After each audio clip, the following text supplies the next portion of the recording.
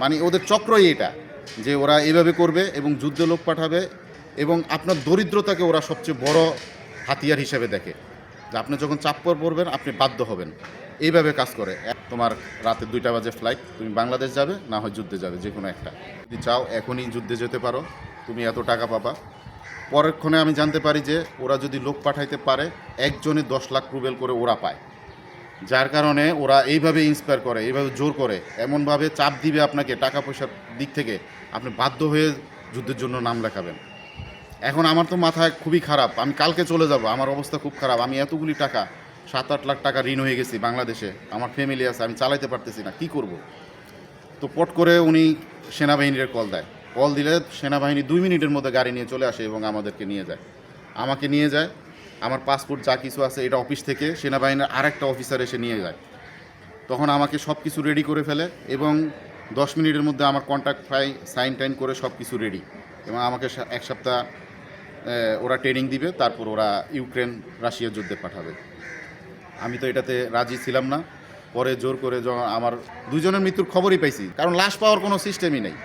যুদ্ধক্ষেত্রে সব পড়ে রয়েছে, যুদ্ধের ভয়াবহতা ভীষণ ভয়াবহতা, এত কঠিন ভয়াবহতা আসলে বাস্তবতার সাথে কোনোভাবেই মিল নেই। আমরা যেভাবে এই যে মোবাইলে দেখি আসলে এরকম না, বাস্তবতা খুবই ভয়ঙ্কর, একজনও বাঁচে না। আর ওরা একদম বিদেশিদেরকে ফ্রন্ট লাইনে দেয়। আমার 8 ঘন্টা $600 কথা থাকলেও আমাকে 12 ঘন্টায় $400 দিত। ওইখানে অনেক কষ্টের কাজ, কিন্তু যখন আমি এই টাকা পাই না, তখন আমি যখন কমপ্লেন করি তখন পরের মাসে ঠিক হবে, এইভাবে বলতে বলতে আমাকে 5 মাস নিয়ে আসে, কিন্তু টাকার সলিউশন দেয় না। এদিকে আমি যে এইম নিয়ে রাশিয়ায় গিয়েছিলাম যে আমি 1.5 বছরে আমার সব ঋণ পরিশোধ করব, কিন্তু আমি এখন দেখা যায় যে 3 বছরেও পরিশোধ করতে পারবো না।